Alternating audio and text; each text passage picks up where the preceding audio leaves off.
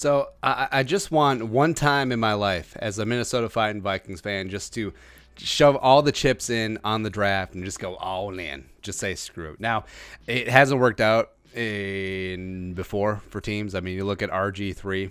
I mean, sure. You look at Deion Jordan with the Dolphins back in the day. That was fun.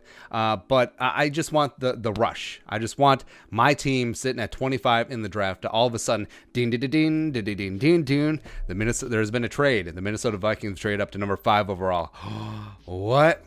What? Future draft picks are overrated, especially when you have a lame duck GM who just may be like, yo, F it, I might not be around for 2021, 2022, 2023, shoving all those picks in a package. I'm going up to get my guy, and that guy should be Georgia left tackle Andrew Thomas. Yes, 3-year starter at Georgia at the left side, replaced Isaiah Wynn back in the day, and has just been a stud. He's easily the best pro-ready plug-and-play left tackle in this draft. And yes, I understand it's going to be like Matt Khalil was supposed to be a once-in-a-decade left tackle. Sometimes you miss, sometimes you don't. But do you feel more comfortable betting on the left tackle, the premier future franchise left tackle, because a lot more often you are going to get a Anthony Munoz than a Matt Khalil. Well, maybe that's a little bit hyperbole, but you know what I mean. But Andrew Thomas, for me, I mean, it's still early in the draft process.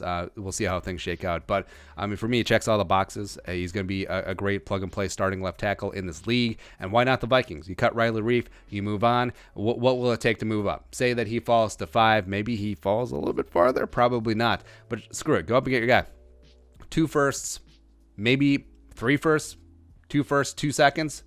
I don't care. I feel like it is a spot where the Vikings, yes, could use some help at cornerback, could use some help at defensive tackle as well. Probably should take a quarterback day 1, day 2. But if you're fixated on one guy and you're convinced that this team is one player away, and we're talking about stable offensive line play, and you already have 2 solid pieces in Garrett Bradbury and Brian O'Neill. Also, Josh Klein ain't bad, as well as if you have plans to address left guard, whether it be Drew Samia, Oli Udo, later on in the draft, sure, then that glaring hole is that average left tackle. And if you do move on from Riley Reif, free up that $8.8 million in cap, and you just have plans just to all in. Yeah, and we talked about earlier that this year could behoove Rick Spielman to do that, because he may see the writing on the wall and be like, hey, we need to get this game out of the muck. I need to be a little bit desperate here. I need to start making some big moves. Otherwise, I'm going to be out of a job. So I just want it to be one time where the Vikings just go up and get their man. Now, we're used to Trader Rick, except Trader Rick is usually trading back, notably in the 2nd, 3rd, 4th round picks to acquire a bunch of 7th round picks.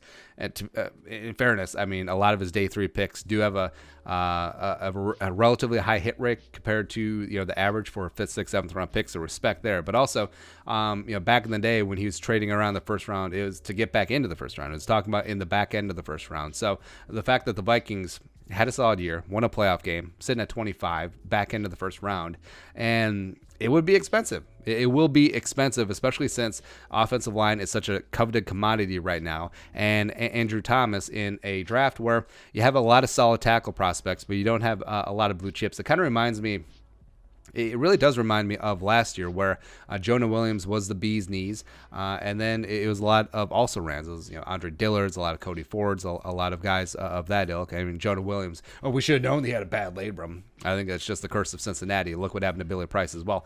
But also Andrew Thomas, I think, is going to be the first offensive lineman taken off the board, especially since the Alabama tackle went back to school. So, I mean, it's going to be tough. It will be tough. Would you right now give up 2 firsts and 2 seconds to move up?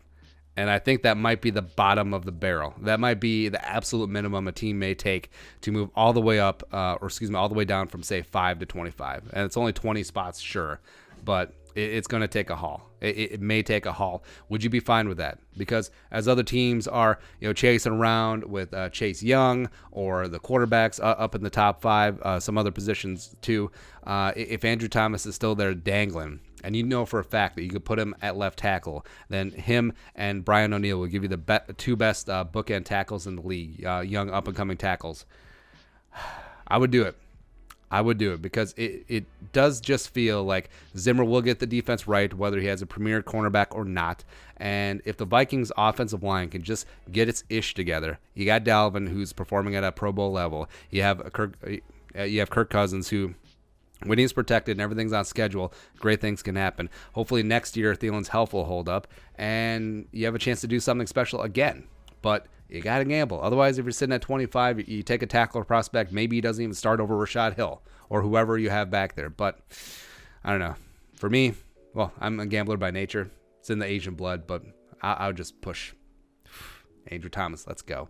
Are your thoughts? Let us know in the comment section below. Andrew Thomas, Tackle Out Georgia. If you want to subscribe for daily content, if you want to support the work, follow us on the Venmo. Plus, hit that join button. Find out how you can become a monthly or platinum Jerome. And also give us a follow on social media as well. But until next time, Skull, production value.